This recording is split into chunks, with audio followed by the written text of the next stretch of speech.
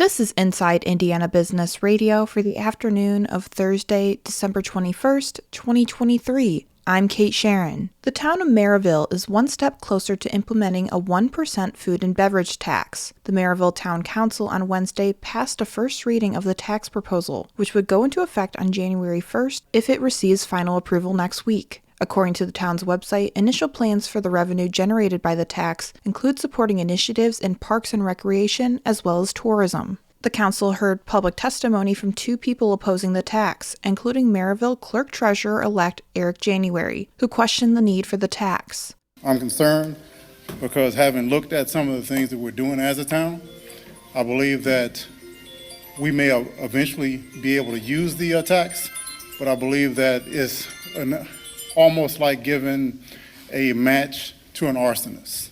We have not done everything that we can as a town in order to make sure that our fiscal house is in order. The council must still approve the proposal in a second reading, which is scheduled for 6:30 p.m. December 26th.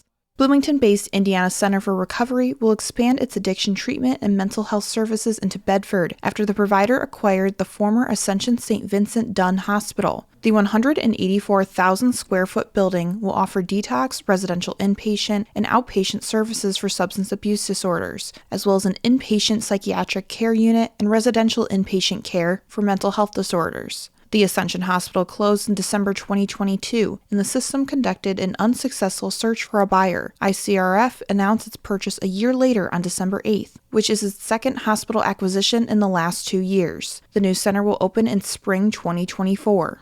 At the top of Governor Eric Holcomb's agenda for his 8th and final year in office is making local elected officials, not-for-profits, and other community stakeholders aware of state programs that have been created or expanded during his administration. That includes everything from apprenticeships and manufacturing readiness grants, which help Indiana companies invest in new technologies, to early learning programs and public health initiatives, Holcomb said.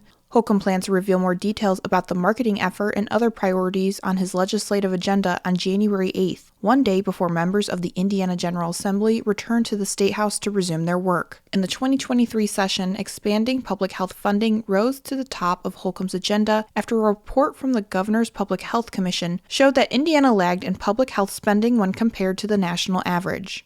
From the number one source for Indiana business news, this is Inside Indiana Business Radio. Whether it's a new hire or a noteworthy promotion, IIB's Bigwigs and New Gigs serves as a platform to promote your team. Our revamped offering includes being featured on both the newly redesigned newsletter and at InsideIndianaBusiness.com. Subscribers to the Business News subscription save $10 off every listing. Plus, you can save $100 by bundling your submission to IIB with the Indianapolis Business Journal or the Indiana Lawyer. More at InsideIndianaBusiness.com. Indianapolis Mayor Joe Hogsett considers the $600 million plan to redevelop Circle Center Mall, announced Wednesday, one of the most important development projects the city has taken on in decades. Wisconsin-based developer Hendricks Commercial Properties, LLC, is set to lead the effort after more than a year of discussion and negotiation behind the scenes with the city, the Indiana Economic Development Corporation, and separately, the ownership group of Circle Center.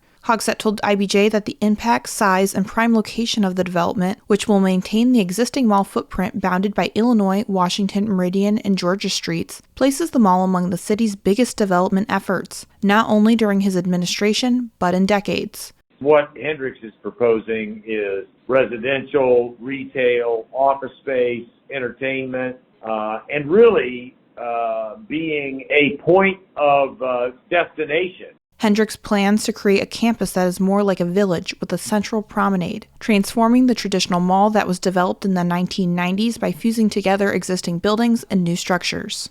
The Central Indiana Corporate Partnership on Thursday announced Brad Rohrer as the next president and CEO of Ascend Indiana, the partnership's talent and workforce development initiative. Rohrer will succeed Jason Cloth, who is stepping down from the role next month. Rohrer currently serves as Chief Operating Officer and Chief Talent Officer for Connexus Indiana, the CICP's Advanced Manufacturing and Logistics Initiative. In October, Cloth announced he would step down as CEO of Ascend Indiana to, quote, focus on his family and spending more time with his 2 young children. He will continue to consult with the organization after the new leadership takes over. The Early Learning Advisory Committee voted Wednesday to advance a new set of standards for evaluating child care centers around the state, with an anticipated 3-year rollout starting in 2024. Recommendations will be sent to relevant state divisions housed in the Family and Social Services Administration, as well as the Governor's Office, which will move forward with implementation. The General Assembly tasked the Commission earlier this year with revising and replacing the current quality rating and improvement system, called Paths to Quality, and voting on new guidance by the end of 2023. The next committee meeting will be January 9th, 2024.